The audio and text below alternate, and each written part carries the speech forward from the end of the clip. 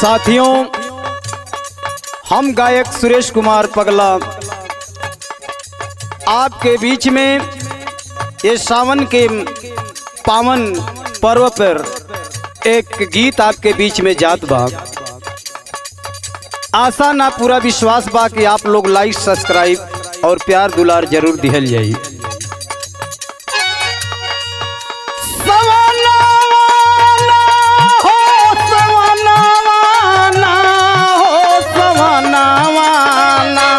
बाबा धाम चले के आइल बा सवानावाना, बाबा धाम चले के आइल बा सवानावाना, बाबा धाम चले के आइल बा सवानावाना,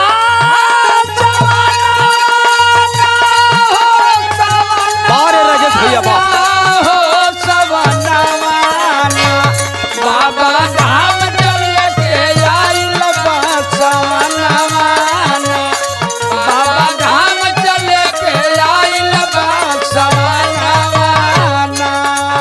भोलेनाथ की महिमा अपरंपार बा। बाबा भोलेनाथ अविनाशी, बाबा भोलेनाथ अविनाशी, बाबा भोलेनाथ अविनाशी, हउए घट घट के जेवासी, हउए घट घट के जेवासी, हउए घट घट के जेवासी, बाबा भोलेनाथ अविनाशी, हउए घट घट के जेवासी।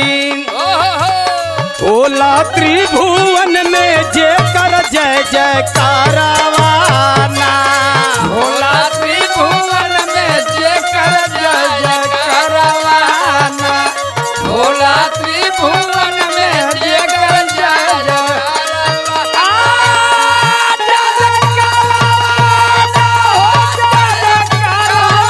जयकारावाना, हो जयकारावाना, भोला त्रिभुवन में जे कर जय जयकारावाना, भोला त्रिभुवन में जे कर जय जयकारावाना। कांवर कन्हिया पर उठैबे, कांवर कन्हिया पर उठैबे, कांवर कन्हिया पर उठैबे, हर हर बम बम बोलत जइबे, हर हर बम बम बोलत जइबे, हर हर बम बम बोलत जइबे, कांवर कन्हिया पर उठैबे, हर हर बम बम बोलत जइबे। बाबा अड़भंगी के पावन स्थानावा ना, बाबा अड़भंगी के पावन स्थानावाना, बाबा अड़भंगी के पावन स्थाना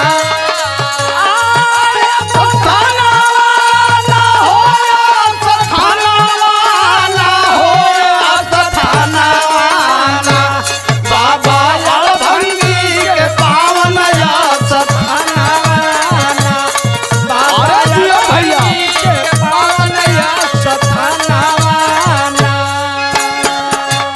गुजी बोल बम के नारा, गूंजी बोल बम के नारा, गूंजी बोल बम के नारा, बाबा बनी है मोर सहारा, बाबा बनी है मोर सहारा। बाबा बनी है मोर सहारा,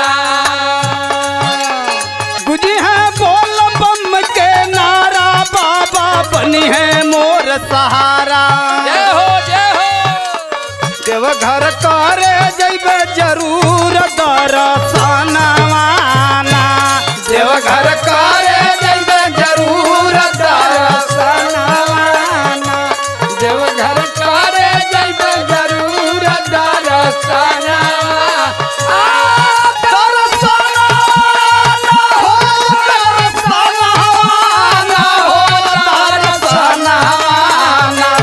देवघर करे जरूर दर्शनवाना, देवघर करे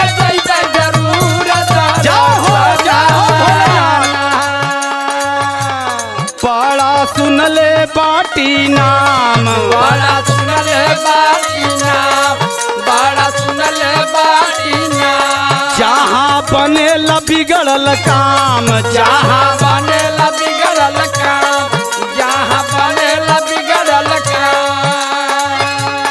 बड़ा सुनल बाटी नाम, जहाँ बनेला बिगड़ल काम। जय हो, जय हो। सूर सबिंद्रा लाल के लागल बा धियानवाना। सूर सबिंद्रा लाल